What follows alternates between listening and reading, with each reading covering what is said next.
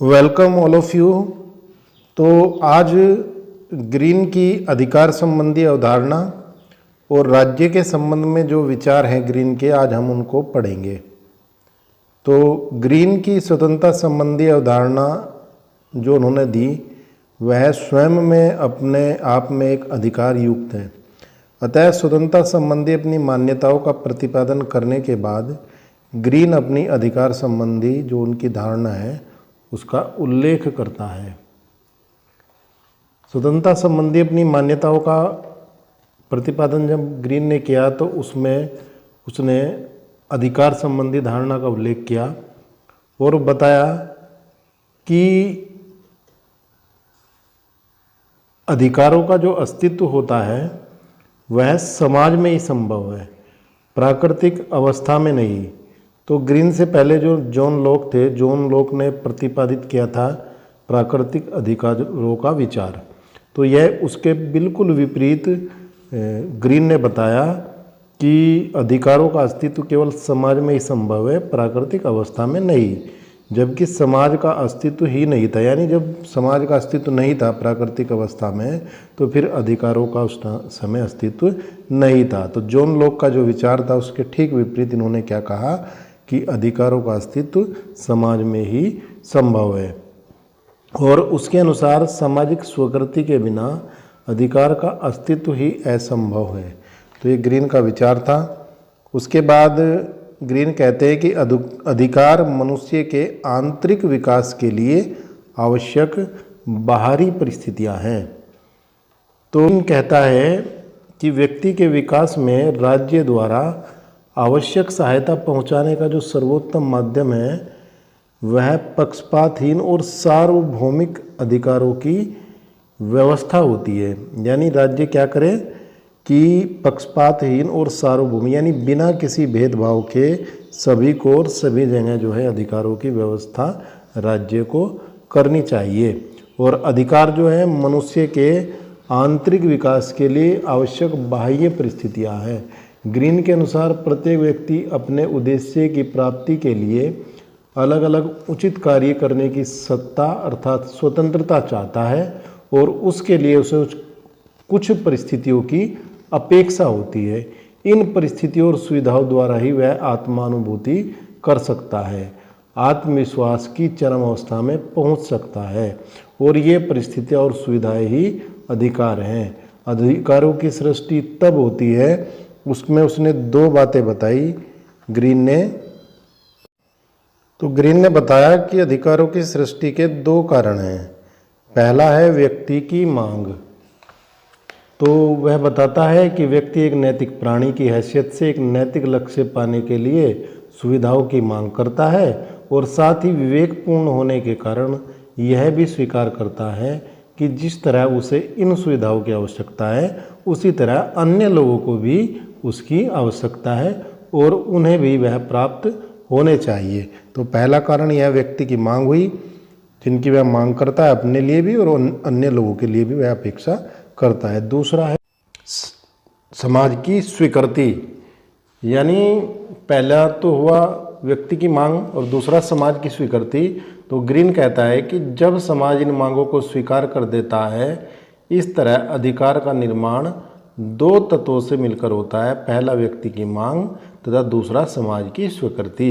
इस प्रकार अधिकार के दो पक्ष हैं। पहला व्यक्तिक पक्ष यह है कि एक व्यक्ति द्वारा अपने किसी गुण या योग्यता को स्वतंत्रता पूर्वक क्रिया रूप में परिणत करने की मांग है, जैसे व्यक्ति का स्वतंत्र रहते हुए जीवन यापन करने की मांग। दूसरा सामाजिक पक्ष है, यानी समाज द्वारा इस मांग को मान लेना तथा व्यक्ति को वैसा करने की स्वतंत्रता देना। तो इस प्रकार दो कारण हैं ये। नेक्स्ट पॉइंट है हमारा, केवल ऐसे मनुष्यों के बीच ही अधिकारों की स्वीकृति हो सकती है जो नैतिक दृष्टि से मनुष्य हों। एक सच्चा नैतिक व्यक्ति अधिकारों को प्राप्त करके एक सार्वजनिक कल्याण को अपना कल्याण बना लेता है। यानी इसमें ग्रीन कहता है कि जो नैतिक व्यक्ति होते हैं, नैतिक मनुष्य होते हैं, उनके बीच ही अधिकारों की स्वीकृति होती है और उनका जो लक्ष्य रहता है वह सामाजिक कल्याण यानी सार्वजनिक कल्याण, सभी का कल्याण जो है इन अधिकारों के माध्यम से मनुष्य का रहता है। तो इस प्रकार ये थी ग्रीन की अधिकार संबंधी अवधारणा। अब जो ग्रीन का नेक्स्ट टॉपिक है, ग्रीन की राज्य के संबंध में जो धारणा है, राज्य के संबंध में जो ग्रीन के विचार हैं, आइए उनको शुरू करते हैं। राज्य के संबंध में ग्रीन कहता है, पहला पॉइंट है कि अधिकारों की प्राप्ति के लिए राज्य आवश्यक है। तो राज्य को आवश्यक बताता है ग्रीन अधिकारों की प्राप्ति के लिए, और यह सिद्ध करता है कि बिना राज्य के न तो अधिकारों की कल्पना की जा सकती है और न उनका सदुपयोग संभव है। वो कहता भी है कि अधिकारों का हनन अगर होता है तो उसको रोकने के लिए एक ऐसी व्यवस्था की आवश्यकता होती है जो यह देखने का काम करे कि व्यक्ति के द्वारा कहीं अपने अधिकारों का अतिक्रमण तो नहीं किया जा रहा है और उनके द्वारा दूसरों के अधिकारों पर भी आघात ना हो। तो यह देखने का काम जो है राज्य करता है, और ऐसी व्यवस्था जो है राज्य द्वारा ही स्थापित की जाती है जो अधिकारों के संरक्षण और उनके अस्तित्व को सही और उपयोगी रूप में बनाए रखने के लिए राज्य की आवश्यकता होती है।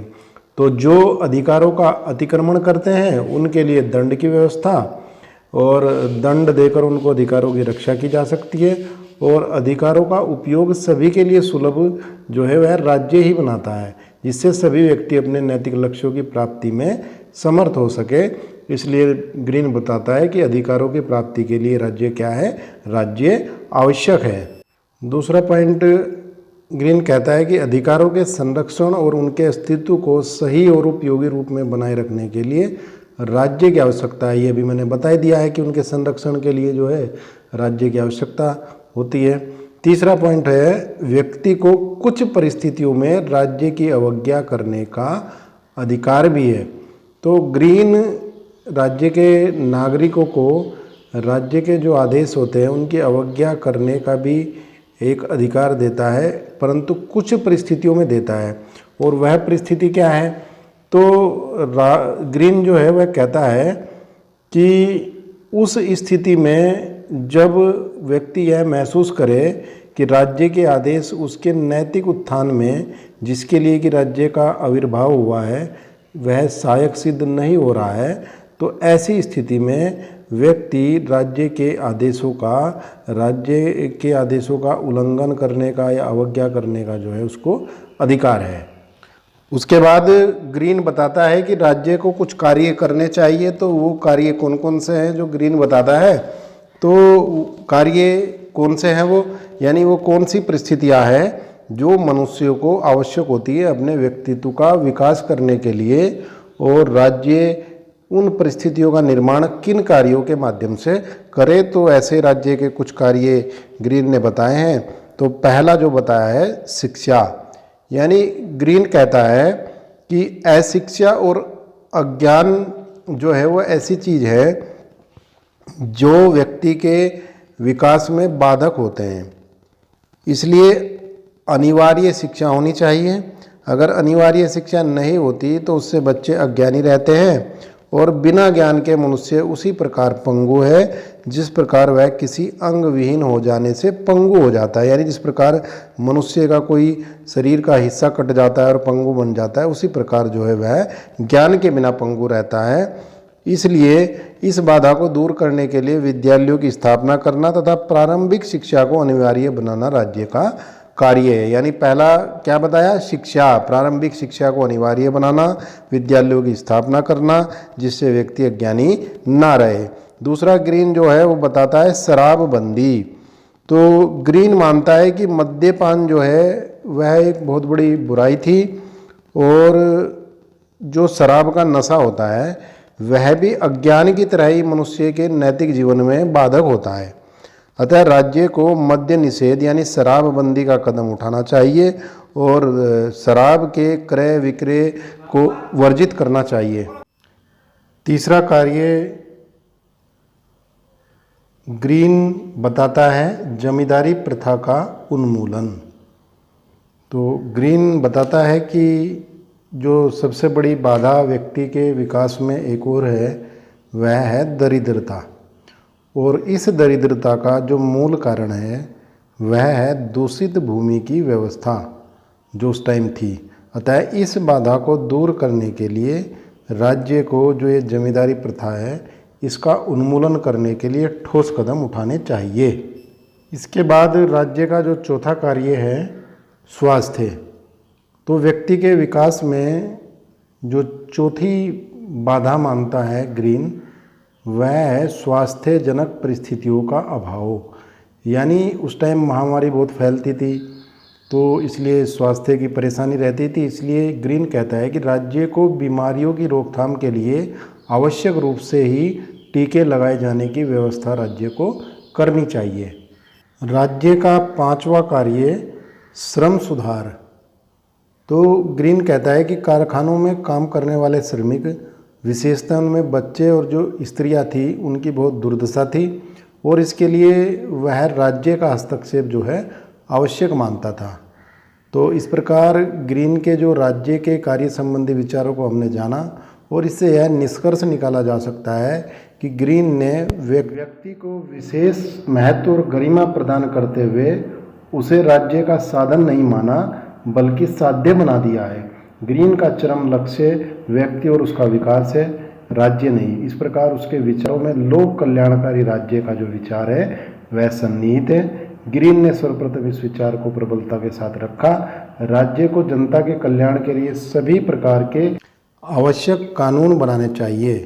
तो इस प्रकार उस समय ब्रिटेन में विद्यमान उदारवादी परंपराओं से प्रभावित होकर व्यक्ति को साध्य और राज्य को साधन जो है ग्रीन घोषित करता है और इस दृष्टि से उनके कार्यों को वह निर्धारित करता है। तो आज की क्लास में आपने ग्रीन के अधिकारों की जो अवधारणा है वह और राज्य के संबंध में जो विचार है वह आपने जाने। आप सभी का बहुत बहुत धन्यवाद।